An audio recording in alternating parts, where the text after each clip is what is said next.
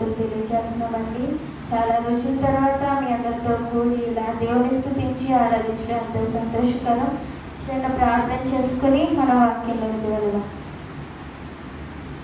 మహాగణుడు, పరిశుద్ధుడు, గొప్ప దేవుడు, నిత్యము వేలాది కోట్లాది దూతలతో కొని ఆడబడిచినటువంటి మా దేవానికి వందనములు, స్తుతులు, స్తోత్రములయ్యా. ఇదిగో దేవ యొక్క సమయంలో తండ్రి, యొక్క శుక్రవారపు ఆరాధన కూడికలో దేవా మాకు ఇచ్చినటువంటి తరుణాన్ని బట్టి నీకే ఎన్నో వందనములు తండ్రి.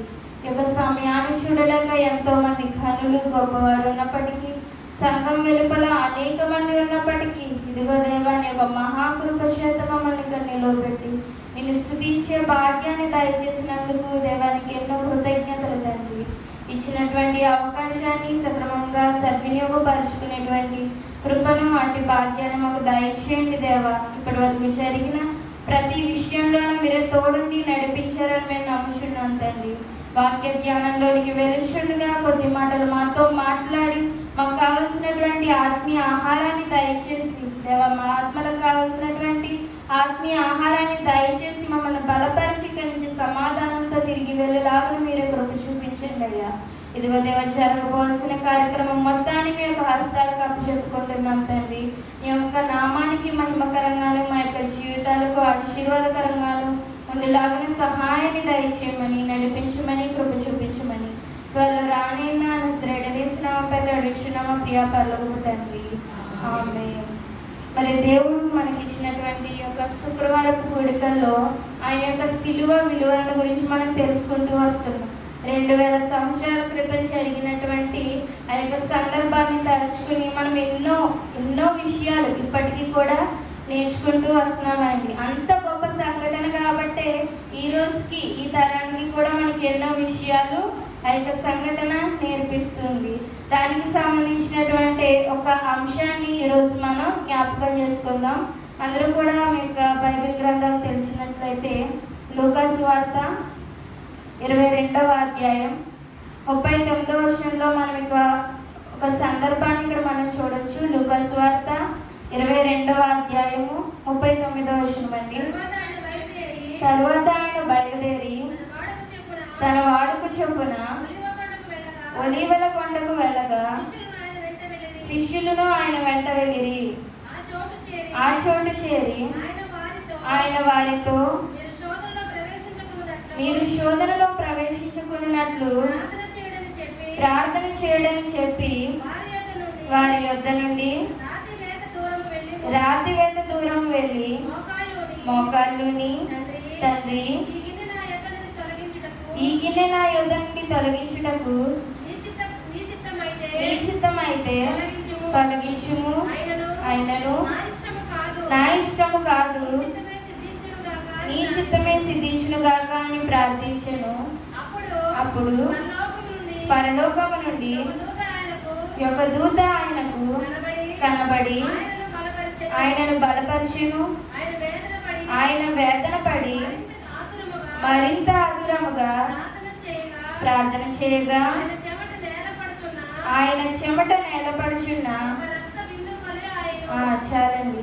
ఈ యొక్క సందర్భంలో ఏంటి అని అంటే, యేసుక్రీస్తు వారికి మరికొద్ది క్షణాల్లో నన్ను సిలువ వేస్తారు, ఈ యొక్క భూమి మీద ఉన్నటువంటి ప్రతి ఒక్కరి కోసం నేను ప్రాణాలు అర్పించవలసినటువంటి అవసరం ఉంది, నన్ను హింస పెడతారు, నన్ను కొడతారు, సిలువ వేస్తారు, నా ప్రాణం సిలువ మీద తీస్తారు అనేటువంటి విషయం యేసుక్రీస్తు గారికి ముందే తెలుసు. ఇప్పుడు మనకున్న పరిస్థితుల్లో ఏంటంటే, అమ్మా నీకు పలానా వ్యాధి ఉంది, నువ్వు ఒక వారంలో చనిపోతావు అని అంటే వారానికి ముందే చనిపోతారు. ఎందుకు? భయం వేసేసి ఆ భయాన్ని, లేదంటే ఆ యొక్క నేను చచ్చిపోతానని ఆలోచన వాళ్ళ మధ్యలో మెలగడం వల్ల ముందే చనిపోతారనమాట. కరోనా టైంలో శాస్త్రవేత్తలు ఒక పరీక్ష చేశారు. ఏమనంటే ఒక దేశంలో ఉన్నటువంటి ఒక ఖైదీ దగ్గరికి వెళ్ళి, తప్పు చేసినటువంటి ఒక వ్యక్తి దగ్గరికి వెళ్ళి, మేము నిన్ను పాము గాడితో చంపాలనుకుంటున్నాం అనేటువంటి విషయాన్ని ఖైదీకి తెలియజేశారు. పలానా రోజున పలానా టైంలో ఒక పాము కాటు వేయించి నిన్ను చంపాలనుకుంటున్నాం. మన దేశంలో ఉరి శిక్ష ఎలా అయితే తీస్తారో ఆ దేశంలో ఆ ఖైదీకి అలా చెప్పారు. ఆ రోజు రానే వచ్చింది, ఆ సమయం రానే వచ్చింది. ఆ యొక్క ఖైదీ కళ్ళకు గంత కట్టి తన యొక్క కాలు మీద సూదితో గుచ్చుతారనమాట. సూదితో గుచ్చిన వెంటనే ఖైదీ గుచ్చిన కొన్ని క్షణాలకే మరణిస్తారు. ఎందుకు? అతని మైండ్లో ఒకటి ఉందన్నమాట, నన్ను పాము కాటు వేయించి చంపుతారు అని. సో ఆ గుచ్చుకున్నది వెంటనే అతను అనుకున్నాడు, నిజంగానే నన్ను పాము కరిచేసిందేమో అనేటువంటి అతని మైండ్ సెట్ అలా ఉండడం వల్ల, అలా ఆలోచించడం వల్ల సూదితో గుచ్చగానే వెంటనే మరణిస్తాడనమాట. అలాగే మనకు కూడా ఏంటంటే మన ముందు మరణం ఉంది, మన ముందు ఒక శోధన ఉంది, మన ముందు ఒక ప్రమాదకరమైన పరిస్థితి ఉంది అనగానే మనకు వెంటనే భయం కలుగుతుంది, వెంటనే మన యొక్క ధైర్యం అనేది తగ్గిపోతుంది. కానీ ఇక్కడ యేసుక్రీస్తు వారి పరిస్థితి మనం చూసినట్లయితే ఆయన కూడా మనలాగే శరీర రూపంలోనే ఉన్నారు, శరీరాన్ని ధరించుకునే ఉన్నారు. ధరించుకున్నటువంటి యొక్క యేసుక్రీస్తు గారికి తెలుసు మరికొద్ది క్షణాల్లో ఆ యొక్క సైనికులు వచ్చి ఆయన బంధించి తీసుకువెళ్తారు. తీర్పు ఆయనకి వ్యతిరేకంగా వస్తుంది, ఎన్నో కొరడా దెబ్బలు తింటారు, ఎంతో చిత్రహింసలు పడతారు, మరికొద్ది క్షణాల్లో సిలువ వేసి నన్ను చంపుతారు అనే విషయం తెలిసినటువంటి యేసుక్రీస్తు గారికి కూడా భయం వేస్తుందా ఏంటండి? ఎక్కడో తెలియని ఆలోచన, దేవా నీ చిత్తమైతే ఈ గిన్నె నా యొద్ద నుంచి తొలగించు, మళ్ళీ నా చిత్తం కాదు దేవా నీ చిత్తమే, నేను భూమి మీదకి ఎందుకు వచ్చాను? దీనికోసమే కదా వచ్చాను, ఈ క్రియ చేయడానికే కదా వచ్చాను. మళ్ళా ఈ క్రియ జరిగే సమయానికి నా శరీరం నన్ను ఎందుకో విసిగిస్తుంది, నా శరీరం నన్ను ఎందుకో ధైర్యాన్ని పోగొట్టుకునేలా చేస్తుందని అక్కడ దేవుని దగ్గర ప్రార్థించడాన్ని మనం చూస్తాం.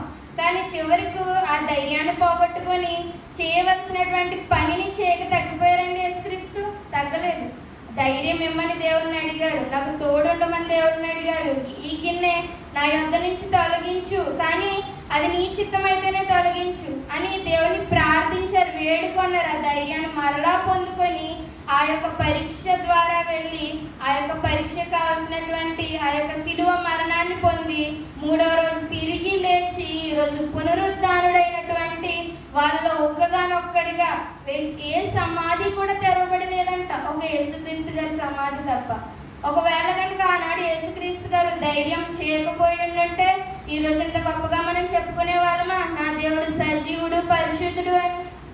కనుక మనకి కూడా అనేక పరిస్థితులు, అనేక సందర్భాలు, అనేక ప్రమాదాలు, అనేక ఆలోచనలు మనలో ఉన్నటువంటి ధైర్యాన్ని చంపేస్తూ ఉంటాయి. నేను చేయగలను అని ఒక్కసారి అనిపించినా కానీ పరిస్థితి ఎదురయ్యేసరికి నేను చేయలేనేమో, నా వల్ల కాదేమో, ఇంత నేను చేయలేనేమో, ఇక నేను ఎదుర్కోలేనేమో, ఇక నేను బ్రతకలేనేమో అనేటువంటి ఆలోచన మనలో వస్తుంది. అలాంటప్పుడు మనకి కావాల్సింది ధైర్యం. మరి ఆ ధైర్యం ఇక్కడ యేసుక్రీస్తు వారు పొందుకున్నటువంటి ఈ ధైర్యం ఏ అంశాల ద్వారా పొందుకున్నారు, సిలువ దగ్గర ఈయనకు దొరికినటువంటి ఈ ధైర్యం మనకి ఏ విధంగా దొరుకుతుంది అనే విషయాన్ని ఈరోజు మనం కొద్ది క్షణాలు నేర్చుకుని మనం ముందుకు వెళ్దామండి. మొట్టమొదటిగా చూసినట్లయితే హెబ్రీయులకు రాసిన పత్రిక 10వ అధ్యాయము, హెబ్రీయులకు రాసిన పత్రిక 10వ అధ్యాయము 20వ వచనం ఒకసారి చదువుకుందామండి. సహోదరులారా,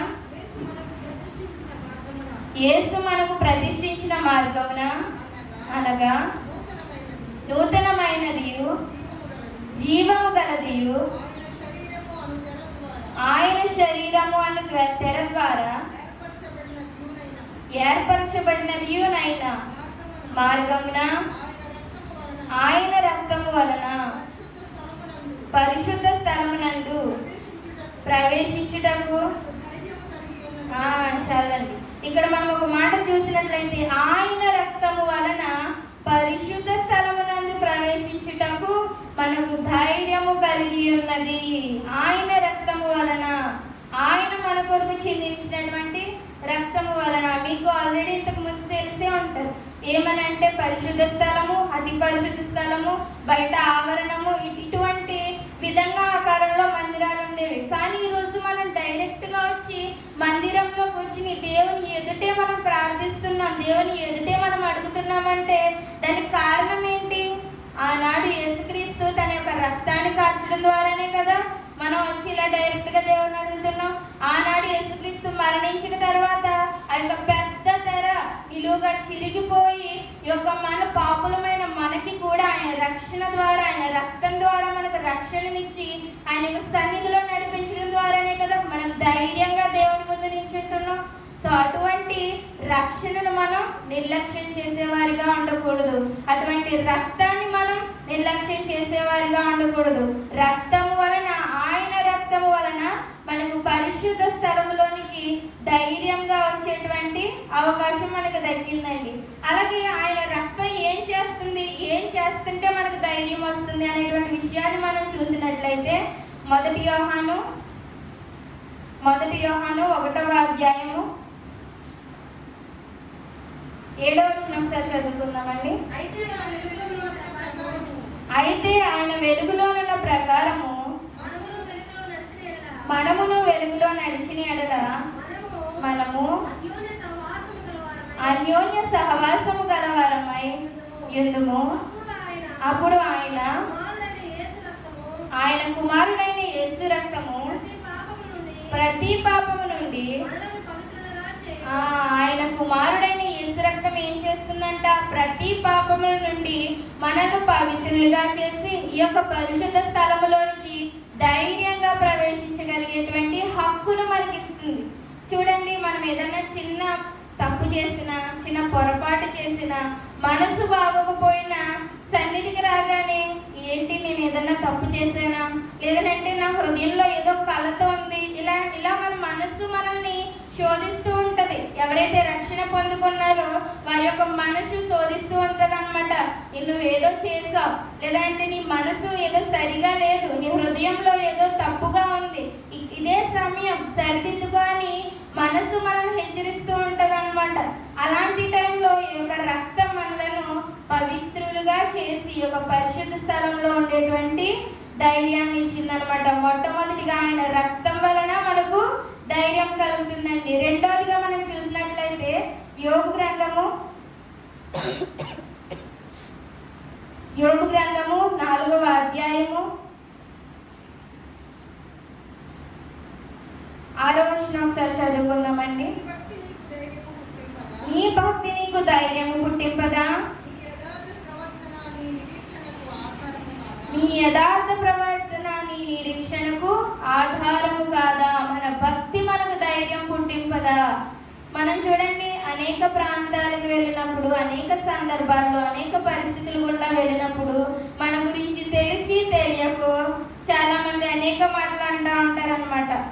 తప్పుగా అర్థం చేసుకునో, మిస్అండర్స్టాండ్ చేసుకునో, లేదంటే అక్కడ ఉన్న పరిస్థితిని మాత్రమే చూసి మనల్ని ఒక నింద వేసేస్తారు. ఆ నింద వేసినప్పుడు మనకు తీసుకోవడం చాలా కష్టంగా ఉంటుంది. తప్పు చేసి నింద తీసుకోవడం వేరు, తప్పు చేయకుండా నింద పడడం వేరు. చాలా బాధగా అనిపిస్తుంది, ఏంటి దేవా ఈ విధంగా నన్ను ఇలా చేస్తున్నారు అని. కానీ ఆ సమయంలో మనం కృంగిపోకుండా ఏం చేయాలన్నమాట? మన భక్తి మనకు ధైర్యం పుట్టింపదా? అవును కదా, నేను దేవుని ఎదుట యథార్థంగానే కదా ఉన్నాను, నేను దేవుని ఎదుట పవిత్రురాలుగా కదా ఉన్నాను, నేను దేవుని సన్నిధికి వెళ్ళి ప్రతి విషయాన్ని ఒప్పుకుంటున్నాను కదా, దేవుని ఆజ్ఞల ప్రకారం నడుచుకుని ప్రతి ఒక్కరితో నేను ప్రవర్తిస్తున్నాను కదా, ఆ భక్తి చేశాను కదా నేను, అయినప్పటికీ నింద వచ్చింది అని కృంగిపోయే వారిగా కాకుండా ఇదే భక్తి నన్ను ఎవరైతే నింద వేశారో వాళ్ళ ముందే నిలువ పెడుతుంది అనేటువంటి ధైర్యాన్ని మన భక్తి ఇస్తుంది అన్నమాట. అటువంటి భక్తిని మనం చేయాలి. చాలా చోట్ల చాలా విశ్వాసుల్లో మనం చూస్తున్నట్లయితే పైపైన భక్తి పాటలు పాడగలరు, వాక్యం చదవగలరు, ప్రార్థన చేయగలరు, వాక్యాలు చెప్పగలరు, ప్రతిరోజు సన్నిధికి రాగలరు. కానీ ఇంటికి వెళ్ళిన వెంటనే మామూలు జీవితం, భర్తతో గొడవ పడడం, పిల్లలతో అసహనంగా ఉండడం, ఈ విధంగా మన భక్తి మనల్ని ధైర్యం పుట్టించే విధంగా ఉండాలి. కానీ మన భక్తి ఇంకొకరికి హేళన చేసే విధంగా ఉండకూడదండి. ఒకసారి మనం చూద్దాం, యాకోబు రాసిన పత్రిక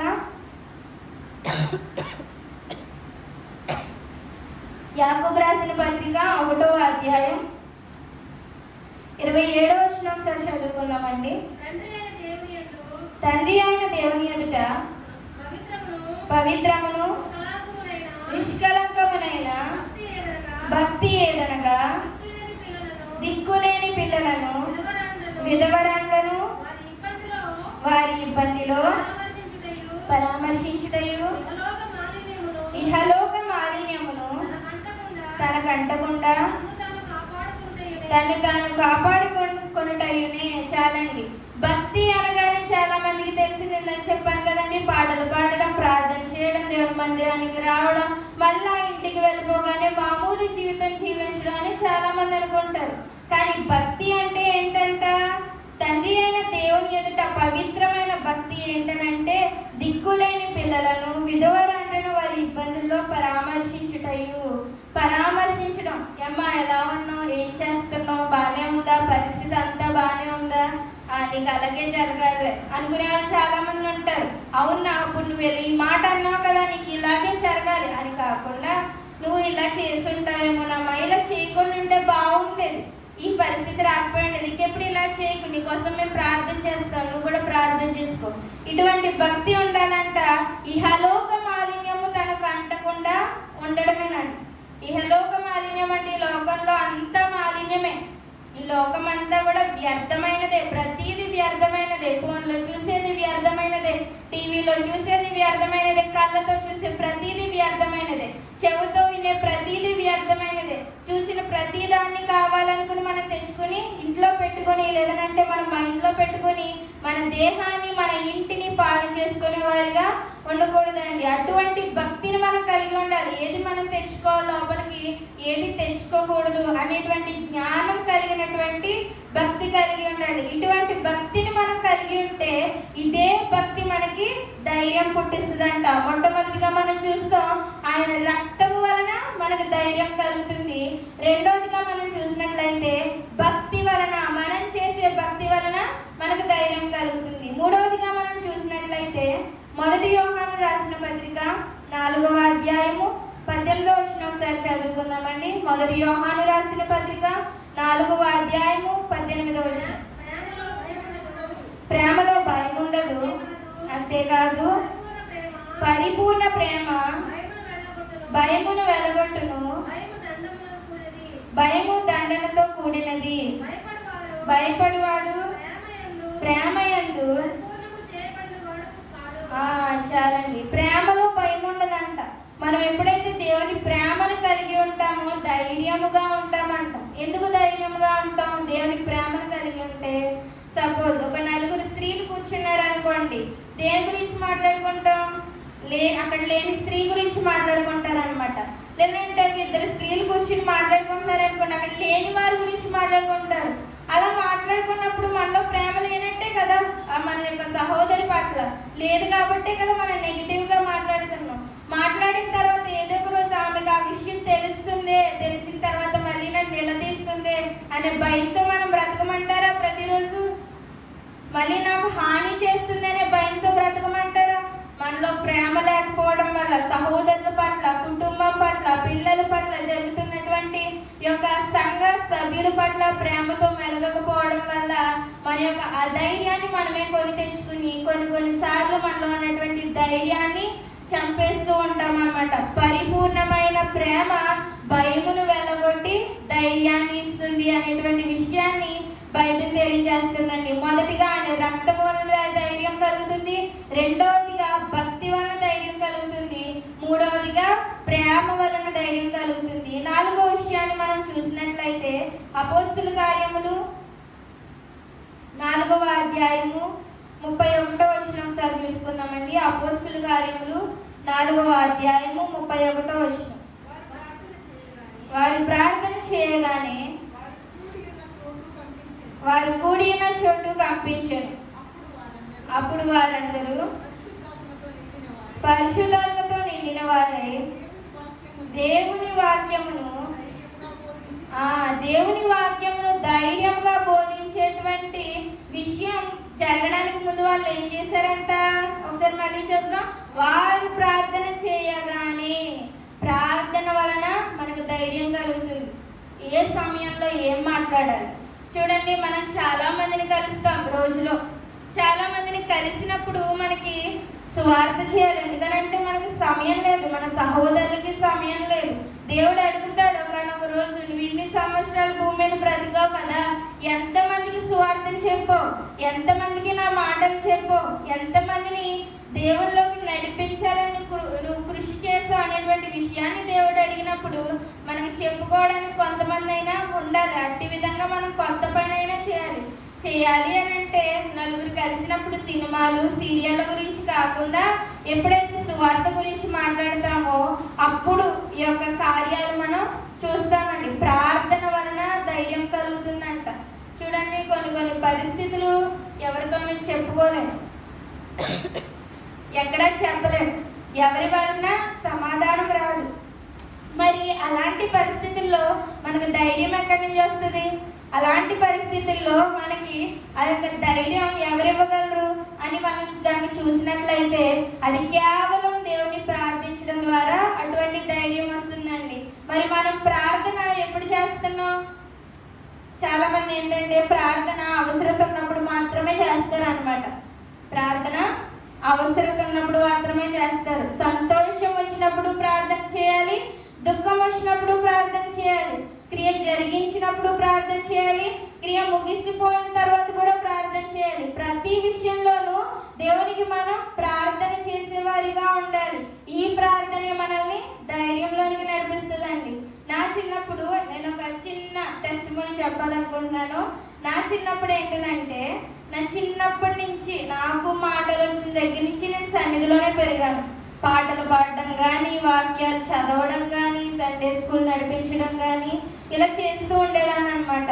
అయితే ఆ సమయంలో నుంచే మా నాన్నగారు ఏంటంటే, ఏదైనా ప్రార్థనకు వెళ్ళినా, పెళ్లికి వెళ్ళినా, ఫంక్షన్కి వెళ్ళినా నువ్వు వెళ్ళి భోజనం తినేసి ఫోటో దిగేసి రావడం కాదు, అక్కడ ఏదో ఒక పని చేయాలి. పని చేయడం అని అంటే ఒక పాట పాడటమో, ఒక వాక్యం చదవడమో, ఒక ప్రార్థన చేయడమో ఖచ్చితంగా చేయాలి అనేవారు అనమాట ఎక్కడికి వెళ్ళినా.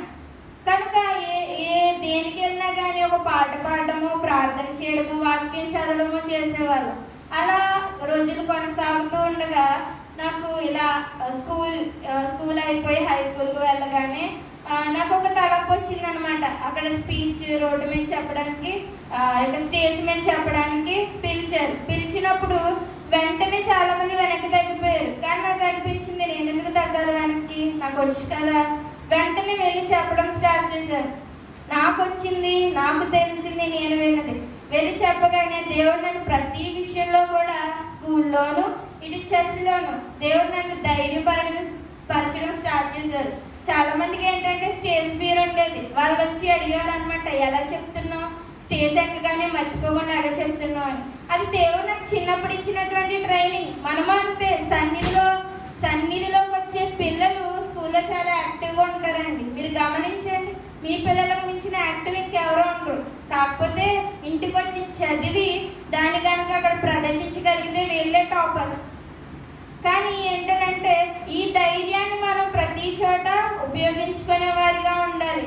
ఇవన్నీ చూసిన తర్వాత నాకు ఇప్పుడు అనిపిస్తుంది, దేవుడు ఈ యొక్క సమయంలో ఈ యొక్క వేదికలో ఆయన నిలవబెట్టుకోవడానికేమో చిన్నతనం నుంచి ఆయన నాకు ట్రైనింగ్ ఇచ్చుకుంటూ వచ్చారు. ఆయన జిల్లా స్థాయి నుంచి రాష్ట్ర స్థాయి వరకు ప్రతి డిబేట్లోను, ప్రతి స్పీచ్లోను, డ్రాయింగ్ ఏంటి, ఎస్సే రీడింగ్, ప్రతి దాంట్లో పార్టిసిపేట్ చేసేదాన్ని. దేన్ని వదిలిపెట్టేసేదాన్ని కాదు, ఎందుకో చేయాలనిపించేది. కానీ ఇప్పుడు అనిపిస్తుంది, ఆ ధైర్యాన్ని దేవుడు ఈరోజు ఇక్కడ నిలవబెట్టడానికి ఆయన ఇచ్చినటువంటి కృపేమో, ఆయన ఇక్కడ నిలవబెట్టడానికి అప్పుడు నన్ను సానబెట్టారేమో అనిపిస్తుంది అనమాట. అలాగే మనం సన్నిధికి వచ్చినప్పుడు ప్రతి విషయంలోనూ ఆయన మనల్ని ధైర్యపరిచే దేవుడు. ప్రార్థన చేయాలి, ఆయన అడగాలి, లేదంటే పరిస్థితి ఆయనకు అప్పగించాలి. మనం ఏం చేస్తామంటే దేవునికి మన పరిస్థితి ఎక్స్ప్లెయిన్ చేస్తాం. దేవా, నాకు ఇంత పెద్ద సమస్య వచ్చి పడిపోయింది దేవా, దీని నుంచి ఎవరు విడిపించలేరు, నువ్వు విడిపించగలిగితే విడిపించని మన సమస్యను దేవునికి ఎక్స్ప్లెయిన్ చేస్తాం. కాదు, నీకున్న సమస్యకు దేవుని గురించి చెప్పు.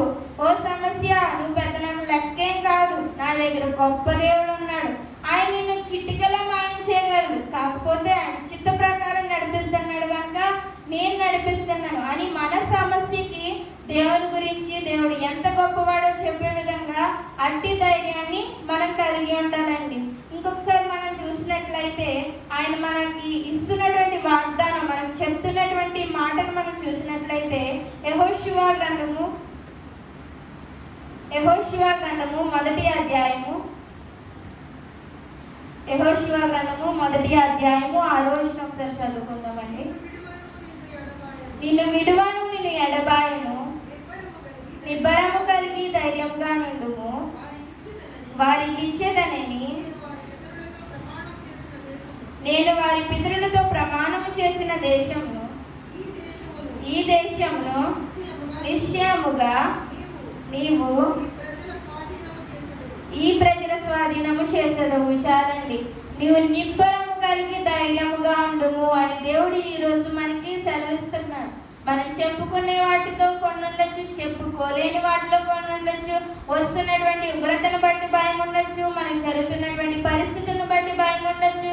నా పిల్లల జీవితం ఎలా ఉంటుంది, నా భర్త జీవితం ఎలా ఉంటుంది, నా కుటుంబం ఎలా నడుస్తుంది, నేను తలపెడుతున్న కార్యం ఎలా ఉంటుంది, నేను పెద్ద అయిన తర్వాత ఏం చదువుకోవాలి, ఏం చెయ్యాలి, ఇటువంటి భయాలు, ఇటువంటి ఆందోళనలు మన హృదయంలో ఉండొచ్చు. కానీ దేవుడు మనకి హెచ్చరిస్తున్న మాట ఏమిటంటే నిబ్బరము కలిగి ధైర్యముగా ఉండుము, నిబ్బరము కలిగి ధైర్యంగా ఉండుము, దిగులు పడకు, జడియకు, నేను నీకు తోడై ఉన్నాను, నిన్ను నడిపిస్తున్నానని ఇక్కడ దేవుడు మనకు చక్కటి వాగ్దానాన్ని ఇస్తున్నాడండి. రెండోదిగా మనం చూసినట్లయితే 2 తిమోతి 1వ అధ్యాయం 7వ వచనం. ఇటువంటి భక్తి మనం కలిగి ఉంటే, ఆయన రక్తము వలన, భక్తి వలన, అలాగే ప్రేమ వలన ప్రార్థన వలన వచ్చినటువంటి ధైర్యాన్ని మనం కలిగి ఉంటే ఆయన ఈ వాగ్దానాలు ఇస్తున్నారు అనమాట. ఏమని? ధైర్యంగా ఉండు, దిగులు పడకు, జడియకు. రెండోదిగా మనం చూసినట్లయితే 2 తిమోతికి రాసిన పత్రిక, దేవుడు మనకు శక్తియు ప్రేమయు ఇంద్రియ నిగ్రహములు గల ఆత్మనిచ్చను గాని చాలండి. దేవుడు మనకు ఇంద్రియ నిగ్రహము గల ఆత్మనిచ్చాడంట, ధైర్యము కలిగిన ఆత్మనిచ్చాడంట, ఎక్కడ ఎలా ప్రవర్తించాలో తెలిసినటువంటి ఆత్మనిచ్చాడంట, ఎక్కడ దేనికి కృంగిపోవాలి, దేనికి పెరిగిపోవాలి, దేని మాట వినాలి, దేని మాట వినకూడదు అనేటువంటి విషయాలు తెలుసుకోగలిగే ఆత్మనిచ్చాడు. కానీ పిరికితనం కలిగినటువంటి ఆత్మనీయులంటే మరొకసారి బైబిల్ చెప్తుంది, పిరికితనం కలిగిన వారే మొట్టమొదటిగా నరకంలోనికి వెళ్తారంట. సో అటువంటి పిరికితనం కలిగినటువంటి ఆత్మ మనకు లేదు. మనమే కొన్ని పరిస్థితుల ద్వారా, మనం చేసినటువంటి చిన్న చిన్న తప్పుల ద్వారా మనం ఆ యొక్క పిరికితనాన్ని మన యొక్క ఆత్మకు అంటించుకుంటూ ఉంటాం. దేవుడు చెప్తున్నాడు, పిరికితనము గల ఆత్మను నేను నీకు ఇయ్యలేదు. 3వ వాగ్దానంగా మనం చూసినట్లయితే హెబ్రీయులకు రాసిన పత్రిక 10వ అధ్యాయము 35వ వచనం ఒకసారి చదువుకుందామండి. హెబ్రీయులకు రాసిన పత్రిక 10వ అధ్యాయం 35వ వచనం. కాబట్టి మీ ధైర్యంను విడిచిపెట్టకుడి, దానికి ప్రతిఫలముగా చాలండి. ధైర్యం మాకు అవసరమా అంటే అవసరమే. ధైర్యాన్ని విడిచిపెట్టకుడి, దానికి ప్రతిఫలముగా గొప్ప బహుమానం ఉందంట. అది దేవుని యొద్ద ఉంది. ఈ యొక్క లోకంలో మనం భయపడుతూ కూర్చుంటే ఏ పని చేయలేమండి, ఏ పని చేయలేము, దేవుడి పని చేయలేము, మన పని చేసుకోలేము. కానీ మనం ఎప్పుడైతే ధైర్యము కలిగి ముందుకు వెళ్ళిపోతామో, చూడండి, మందిరానికి వస్తున్నారంటే హేళన చేసే స్నేహితులు ఉంటారు, హేళన చేసే బంధువులు ఉంటారు. ఏంటి నువ్వు మందిరానికి వెళ్తున్నావు, ఇలా జరిగిందా, ఏంటి నువ్వు ఆ దేవుని పూజిస్తున్నావా, ఇటువంటి మనుషులు మనం చూస్తాం. అటువంటి సమయంలో మన యొక్క ఆత్మకు మనం పిరికితనం ఇవ్వకుండా ఎప్పుడైతే ధైర్యం కలిగి ఉంటామో మనకు గొప్ప బహుమానం ఉందంట. అది ఈ లోక సంబంధమైనటువంటి బహుమానం కాదు, కానీ దేవుడు మనకి ఇస్తున్నటువంటి బహుమానం. ఈ లోక సంబంధమైన బహుమానాలు అవి కొన్ని రోజులుంటే పోతాయి, కానీ దేవుడు మనకి ఇస్తున్నటువంటి బహుమానం చాలా గొప్పది. అది ఎప్పుడు అంతరించిపోనిది, అంతము కానిది, ఎప్పుడు మనకు ఆనందాన్ని కలుగు చేసేటువంటి గొప్ప బహుమానాన్ని దేవుడు మనకి ఇస్తాడు. కాబట్టి ప్రతి విషయంలో నిబ్బరం కలిగి ధైర్యము కలిగి ఉందాం. దేవుడు మనకు పిరికితనం గల ఆత్మనియలేదు, కానీ ఇంద్రియ నిగ్రహములు కలిగినటువంటి ధైర్యంతో కూడినటువంటి ఆత్మనిచ్చాడు. కనుక ప్రతి పరిస్థితిలో ధైర్యము కలిగి దేవునికి మాత్రమే భయపడుతూ, లోకానికి కాకుండా దేవునికి భయపడుతూ ధైర్యము కలిగినటువంటి మనస్తత్వాన్ని కలిగి ఉండాలని ఈరోజు ఈ యొక్క సిలువ ధైర్యము ద్వారా మిమ్మల్ని బలపరుస్తూ ఈ యొక్క కొద్ది మాటలు దేవుడు మన హృదయంలో ఫలింపచేయును గాక. ఆమేన్.